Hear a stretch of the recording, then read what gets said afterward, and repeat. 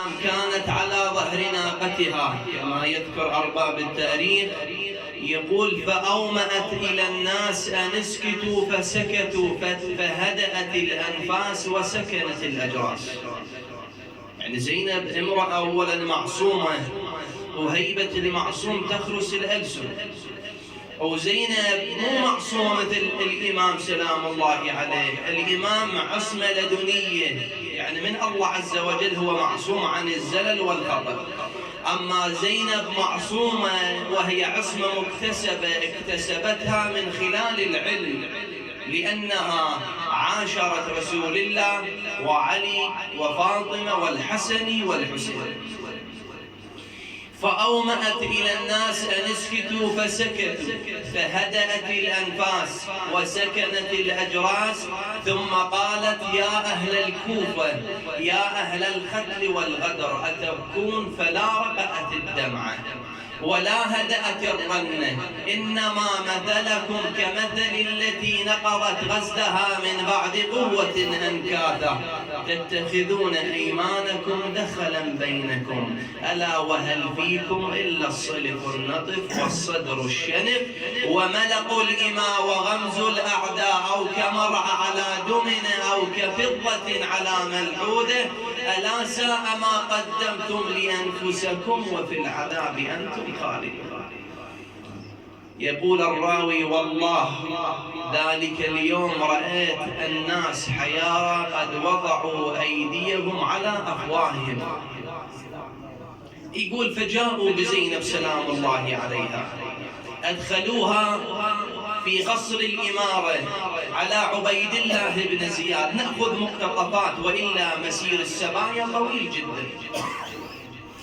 أدخلوا زينب على عبيد الله بن زياد عليه اللعنة، وكان دور زينب دور مشرف أولا في حفظ الإمام زين العابدين. وهسه نبين أنه زينب شلون حفظت الإمامة من بعد الحسين في 3 مواطن. نذكر واحد. عبيد الله بن زياد التفت إلى الإمام زين العابدين قال من هذا؟ قيل هذا علي بن الحسين. قال أليس قتل الله عليا؟ يعني مو مات علي الأكبر قتل في كربلاء؟ فقال الإمام زين العابدين بل قتله الناس. فقال ابن زياد أو بك جرأة على رد جوابي خذوه فاضربوا عنقه الحقوه بأهله. هنا زينب تعلقت بالإمام زين العابدين قالت يا ابن زياد حسبك من دمائنا، إن عزمت على قتله فاقتلني قبله. النوب زينب أخذت تترنم، ذلك الطاغية يترنم بأبياته وزينب ترد على عبيد الله بن زياد. وبخته أمام الجالسين في مجلسه فعجل بإخراجهم إلى الشام إلى ذلك الطاغية يزيد بن معاوية. يقولوا جاءوا بزينب وبنات الحسين وزين العابدين وأدخلوهم على يزيد بن معاوية. يقول لما رآهم يزيد أخذ يترنم بأبياته ليت أشياخي ببدر شهدوا جزع الخزرج من وقع الأسل لأهلوا واستهلوا فرحا ثم قالوا يا يزيد لا تشل قد قتلنا القرم من ساداتهم وعدلناه ببدر فاعتدل لست من خندف إن لم أنتقم من بني أحمد ما كان فعل لعبت هاشم بالملك فلا خبر جاء ولا وحي نزل. يقول لا أكو رسالة أو لا أكو نبوة ولا أكو إمامة ولا قرآن ولا أي شيء، هذا كله افتراء من محمد كما يدعون. فزينب نظرت إلى الجالسين ماكو واحد عنده جرأة يرد على يزيد، لأن يزيد كان رئيس يعني نصف العالم حكم يزيد بن معاوية، مو إنسان عادي، لا إنسان مثقف عالم في نفس الوقت عنده إمكانية سياسية لبق في الكلام.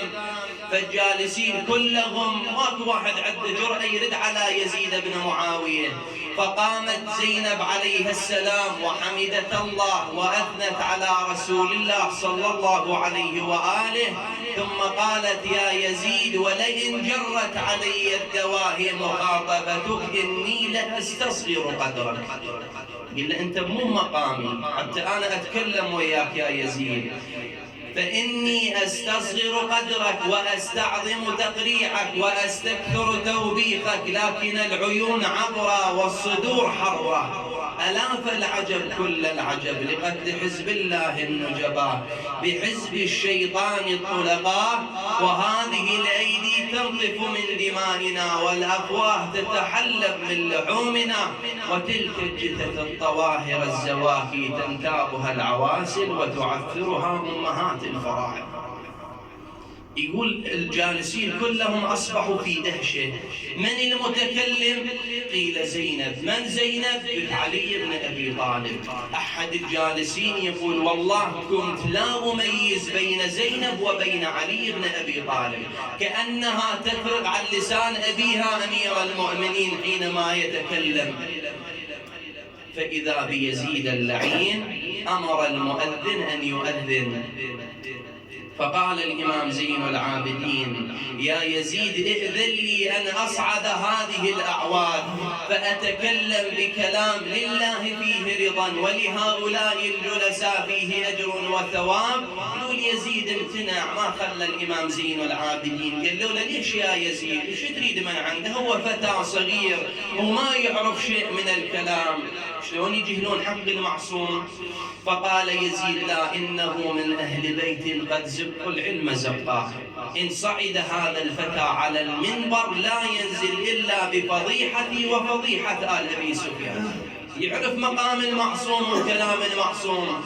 فأذن للإمام فصعد الإمام فقال أيها الناس أحذركم من الدنيا وما فيها، فإنها دار زوال وانتقال تنتقل بأهلها من حال إلى حال.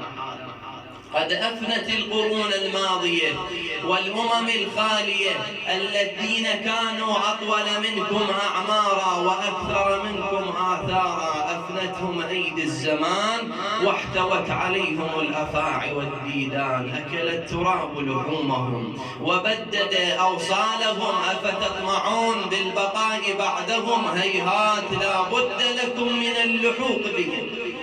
فتداركوا ما عملوا، فتداركوا ما بقي من أعماركم بصالح الأعمال، وكأني بكم وقد نقلتم من قصوركم إلى قبوركم فرقين غير مسرورين. يقول الجالسين كلهم تعجبوا من كلام زين العابدين، فقال يزيد للمؤذن أذن ليقطع عليه كلامه، فقال المؤذن الله أكبر. قال الإمام كبرت كبيرا لا يقاس ولا شيء أكبر من الله. قال المؤذن أشهد أن لا إله إلا الله. قال الإمام شهد بها شعري وبشري وعظمي ولحمي ودمي ومخي وجميع جوارحي. فلما قال المؤذن أشهد أن محمدا رسول الله، يقول التفت الإمام زين العابدين وهو على المنبر قال يزيد محمد هذا جدي أم جدك؟ إن زعمت إنه جدك فقد كذبت، وإن زعمت إنه جدي فلم قتلت ذريته وسبيت نساءه. يقول تفرقوا الناس اللي بمجلس يزيد وأجل من هال ابن عامر للإمام زين العابدين يا ابن رسول الله كيف أمسيت؟ قال أمسينا كمثل آل فرعون، آل ياسين في آل فرعون يقتلون أطفالهم ويذبحون نساءهم. أمست العرب تفتخر على العجم بأن محمدا منها، وأمست قريش تفتخر على سائر العرب بأن محمدا منها، وأمسينا نحن معشر أهل بيته مقتولين مشردين، فإنا لله وإنا إليه راجعون. لكن أصعب المواقف على زينب عليها السلام أن زينب لما حرقوا الخيام وأركبوها على الناقة، يقول زينب ما ودعت الحسين رحمة الله على روح شيخ عبد الزهراء الكعبي. شلون يقرأ لنا بهالطور الحزين طور عاشوراء يذكرنا بأيام الحسين وإحنا مقبلين على شهر العاشور؟ هذا شهر الحسين، شهرا قتل فيه ابن رسول الله، شهر الأحزان، شهر المصائب على فاطمة الزهراء. يقول زينب أركبوها على الناقة وأرادت أن تودع الحسين، يقول الراوي ثم إن زينب أركبوها على الناقة فأرادت أن تودع الحسين عليه السلام، فقال الإمام زين العابدين: عم زينب ودعي أخاك من على ظهر الناقة. فودعته زينب بدموع جارية، نادت: ودعتك الله يا عيوني، خويا يردون عنك ياخذوني، وزجري وخولل يباروني، والله انا خايتك وانت ولا جاوبوني، يا اهل الحمية ما تجوني، والله مني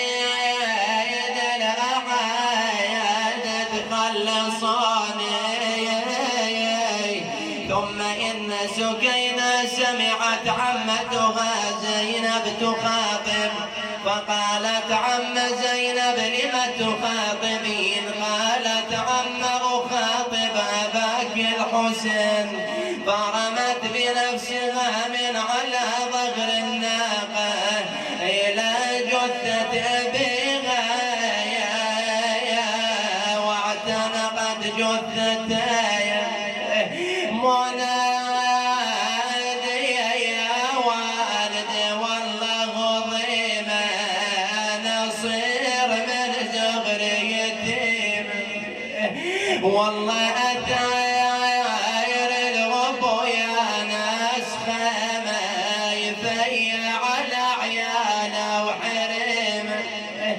ثم إن عمر بن سعد قال: نحوها عن جسد والدها، فاجتمع عليها عدة من الأعراب فجروها، وكأني بها ناديت: